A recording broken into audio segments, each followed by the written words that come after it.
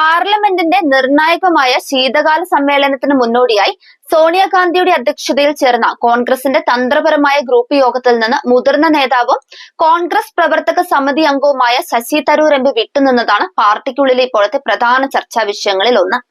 വിട്ടുനിൽക്കലിന്റെ കാരണം തരൂരിന്റെ ഓഫീസ് വ്യക്തമാക്കിയെങ്കിലും അടുത്തിടെ പ്രധാനമന്ത്രി നരേന്ദ്രമോദിയെ പ്രശംസിച്ചതുമായി ബന്ധപ്പെട്ട് പാർട്ടിയിൽ അദ്ദേഹത്തിനെതിരെ ഉയർന്ന വിമർശനങ്ങളുടെ പശ്ചാത്തലത്തിൽ ഈ വിട്ടുനിൽക്കൽ ശ്രദ്ധേയമാവുകയാണ്. താൻ കേരളത്തിലാണെന്നും 90 വയസ്സുള്ള അമ്മയോടൊപ്പം അടുത്ത ഫ്ലൈറ്റിൽ ഡൽഹിയിലേക്ക് തിരിച്ചു വരികയാണെന്നും തരൂരിന്റെ ഓഫീസ് വിശദീകരിക്കുന്നുണ്ട്. അതേസമയം തദ്ദേശ സ്വയംഭരണ സ്ഥാപനങ്ങളിലേക്കുള്ള തെരഞ്ഞെടുപ്പ് പ്രചാരണം കാരണം കോൺഗ്രസ് ജനറൽ സെക്രട്ടറി KC വേണുഗോപാലിനും ഡൽഹിയിൽ നടന്ന യോഗത്തിൽ പങ്കെടുക്കാൻ കഴിഞ്ഞിട്ടില്ല.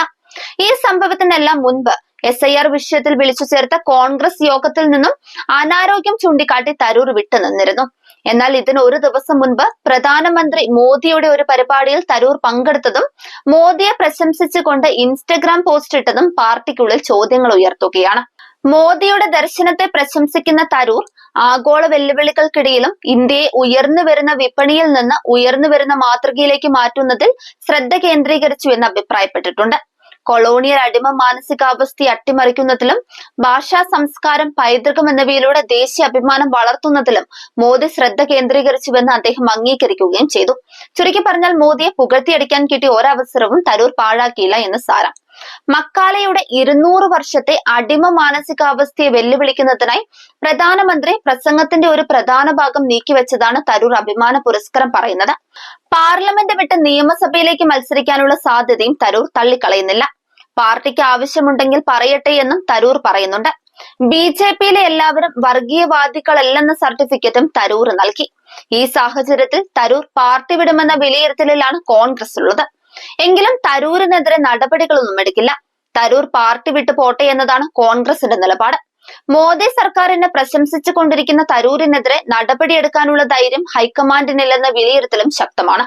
നേരത്തെ മോദി സ്തുതിയുടെ പേരിൽ തരൂർ വിവാദം സൃഷ്ടിച്ചിരുന്നു. പഹൽഗാം ഭീകരാക്രമണത്തിന് ശേഷം കേന്ദ്ര സർക്കാരിന്റേത് ശരിയായ നടപടിയെന്ന് വിദേശ രാജ്യങ്ങളുമായുള്ള ചർച്ചയിൽ ഇന്ത്യയുടെ ഔദ്യോഗിക പ്രതിനിധി അദ്ദേഹം പറഞ്ഞിരുന്നു. രാഷ്ട്രീയത്തിലെ കുടുംബാധിപത്യത്തിനെതിരായി നിരന്തരം സംസാരിച്ചു കൊണ്ടിരിക്കുകയും തരൂർ ചെയ്യുന്നുണ്ട്.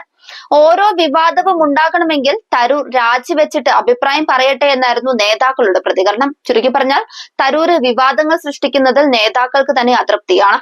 പുകച്ച് പുറത്ത് ചാടിക്കാനാണ് കേരളത്തിലെ നേതാക്കളുടെ ശ്രമമെങ്കിൽ പുറത്താക്കിയാൽ പോകാമെന്ന മനോഭാവമാണ് തരൂർ സ്വീകരിക്കുന്നത്.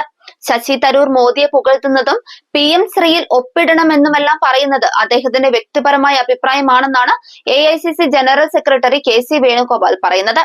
തെരഞ്ഞെടുപ്പിൽ അദ്ദേഹത്തിനെ ജയിപ്പിക്കാൻ പാർട്ടി നടത്തിയ കഠിനാധ്വാനവും തോൽപ്പിക്കാൻ മോദിയും BJPയും നടത്തിയ മലീമസമായ പ്രവർത്തനങ്ങളും തരൂർ ഓർക്കണമെന്നും വേണുഗോപാൽ പറയുന്നുണ്ട്.